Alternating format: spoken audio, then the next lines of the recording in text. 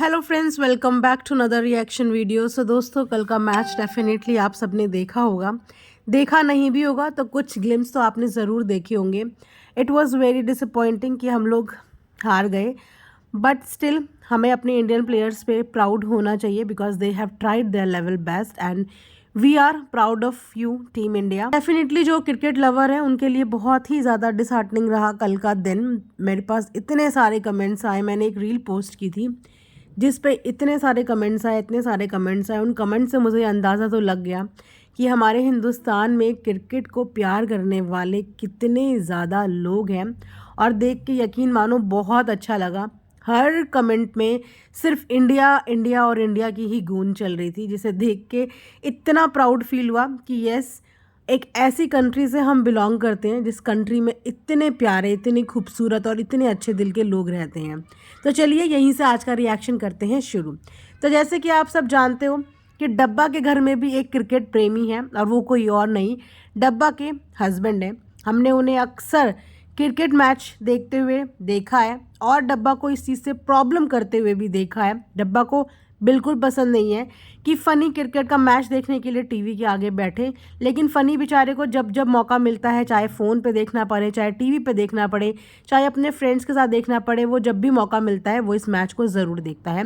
और अगर देखा जाए तो अधिकतर घरों के मेल्स जो होते हैं वो क्रिकेट लवर होते ही हैं। वहीं पे अगर बीवी व्लॉग लवर हो सकती है और हस्बैंड उनकी व्लॉगिंग में पूरा सपोर्ट कर सकता है, साथ दे सकता है, तो अगर हस्बैंड की चॉइस क्रिकेट में है तो वाइफ उस चीज़ में सपोर्ट और साथ क्यों नहीं दे सकती। शादी का एक्चुअल मतलब ही यही होता है, दो डिफरेंट पर्सनालिटीज़, दो डिफरेंट ह्यूमन बींग्स आपस में एक साथ ज़िंदगी बिताने का फ़ैसला लेते हैं। ज़रूरी नहीं होता कि दोनों के बीच में सब कुछ सिमिलर हो, कुछ चीज़ें डिफरेंट भी होती हैं, बट उन्हीं डिफरेंट चीज़ों की रिस्पेक्ट करते हैं, एक दूसरे की पसंद की रिस्पेक्ट करते हैं और आगे की ज़िंदगी चलाते हैं।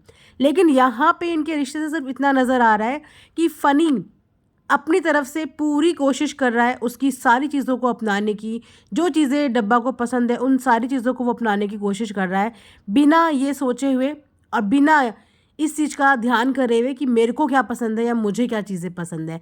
अक्सर ये चीज़ें ना लड़कियों के साथ होती है कि लड़कियां शादी करके ससुराल जाती हैं और ये कंप्लेन इन फ्यूचर हर एक लड़की को हो जाती है कि कोई कभी मुझसे नहीं पूछता कि मेरी क्या ख्वाहिशें हैं, मेरी क्या इच्छा है, मुझे क्या अच्छा लगता है, मुझे कहाँ जाना है, मुझे क्या खाना है।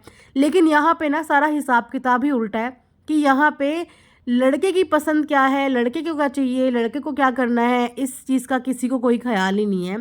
अब रिश्ता इन दोनों का ही जोड़ा हुआ है और रिश्ता जोड़ने से पहले ही ये बात तय हो चुकी थी कि फ़नी को जॉब छोड़ के डब्बा के साथ बिजनेस प्लान करना है।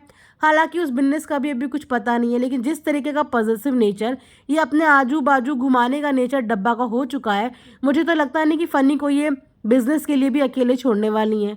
मुझे लगता है ये वहाँ भी तैनात होकर बैठ जाएंगी कि बिज़नेस बाद में करना, पहले मेरा व्लॉग बना लो और पहले मेरी व्लॉगिंग की एंडिंग और स्टार्टिंग कर दो। चलो, ये तो थी इनकी शादीशुदा ज़िंदगी की कभी ना ख़त्म होने वाली कहानियाँ। लेकिन कल डब्बा का एक पोस्ट आया। उस पोस्ट में इंस्टाग्राम स्टोरी पे डब्बा ने लिखा, वैसे मुझे क्रिकेट देखना पसंद नहीं है, लेकिन मैं चाहती हूँ कि इंडिया जीत जाए। वाओ मैडम, इतनी भी ज़रूरत क्या थी? ये भी नहीं लिखना था ना? किसने फोर्स किया था, किसने बोला था? बोलते हैं ना कि देश प्रेम और किसी चीज़ के लिए जो प्यार होता है ना, वो अंदर से डेवलप होता है। ज़रूरी नहीं होता कि आप उसको बाहर दिखावे के लिए करो। और मैं ऐसी नहीं मानती कि दुनिया में हर किसी को हर किसी चीज़ से प्यार होता है। सबकी अपनी अपनी चॉइसेस होती हैं, किसी को पसंद होता है, किसी को नहीं पसंद होता। तो ज़बरदस्ती का तो मैटर ही नहीं था। अगर आपको नहीं पसंद था तो आप पोस्ट ना डालती, लेकिन पोस्ट डालना भी आपके लिए ज़रूरी था और पोस्ट में आपको ये नेगेटिव बात करना भी ज़रूरी था।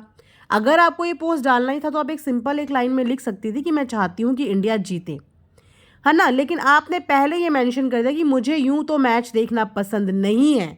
मतलब नेगेटिव चीज़ पहले ही लिख दी और उसके बाद लिखती है कि फिर भी मैं चाहती हूँ कि इंडिया मैच जीते। तो ये है मैडम की इन्फ्लुएंसिंग। इस तरीके के इन्फ्लुएंस ये करती हैं, इस तरीके के पोस्ट ये शेयर करती हैं कि इन्हें खुद भी नहीं पता होता कि इन पोस्ट का मतलब क्या है। वैसे तो डब्बा और डब्बा की पूरी फैमिली एंटी सोशल है। आप जानते हैं कि इन्हें दोस्ती, यारी, फ्रेंड, सोशलिज्म, ये चीज़ें ना मेंटेन करनी आती है, ना इन लोगों को पसंद है, ना किसी की में जाना है, ना अपनी में बुलाना है। इन लोगों का साफ और सीधा फंडा है। लेकिन शादी से पहले पिपिका मैडम की भी काफ़ी ज़्यादा फ्रेंड्स थे, लेकिन शादी के बाद वो फ्रेंड्स धीरे धीरे धीरे धीरे छूटते चले गए। और डब्बा के तो खैर कभी कोई फ्रेंड्स देखे ही नहीं। सेम गोज़ टू जनाब, जनाब की भी आज तक कोई फ्रेंड नहीं देखे। लेकिन वहीं पे अगेन शादी से पहले फ़नी के भी बहुत सारे फ्रेंड हैं। अब देखते हैं शादी के बाद बेचारे फ़नी के कितने ज़्यादा दोस्त बचते हैं।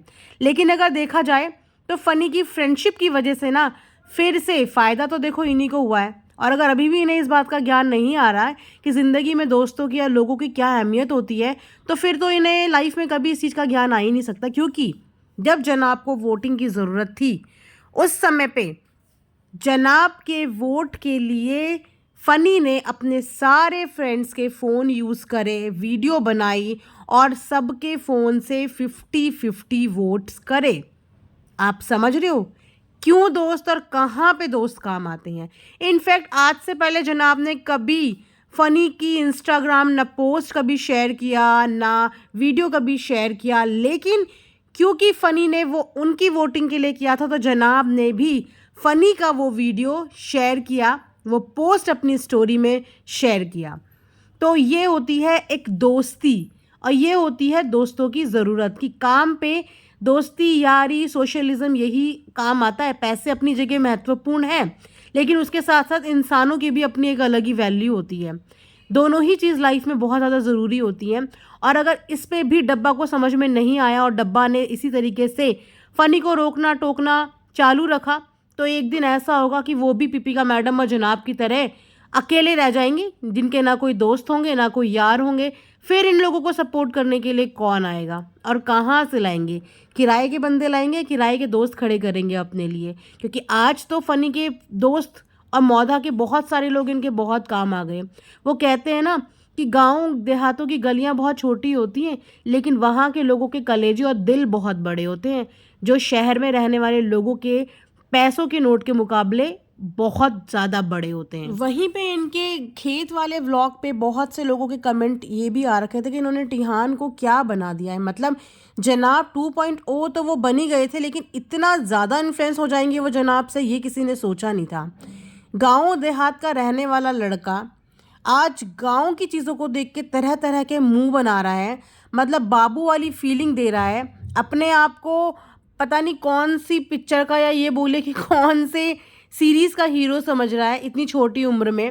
कि आपने देखा होगा कि गाँव की चीज़ों को ऐसे आंख फाड़ फाड़ के देख रहा है और ऐसे तरीके से देख रहा है, अजीब अजीब से मुंह बना रहा है, कि उससे साफ जाहिर हो रहा है कि जनाब की इन्फ्लुएंसिंग बहुत तगड़ी हुई है।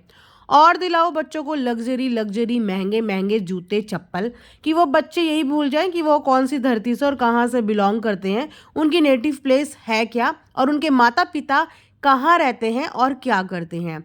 अगर इसी तरीके से रवैया रहा तो हो सकता है आने वाले टाइम पे ये मुंबई के तो क्लोज़ हो जाएं, लेकिन अपने माता पिता से दूर हो जाएं। और इस तरीके की इन्फ्लुएंसिंग बच्चों के लिए मुझे नहीं लगता कि सही है। बच्चों को शिक्षा के साथ बच्चों को संस्कार देने भी बहुत ज़रूरी होते हैं, और ये संस्कार धीरे धीरे उनमें गुम होते जा रहे हैं। तो यहीं पे मैं आज का रिएक्शन एंड करूँगी। आई होप आप लोगों को पसंद आया हो। लाइक शेयर एंड सब्सक्राइब कर दीजिएगा प्लीज़, एंड मिलते हैं नेक्स्ट वीडियो में। तब तक अपना ध्यान रखिए। Thanks for watching earth mom Dehradun.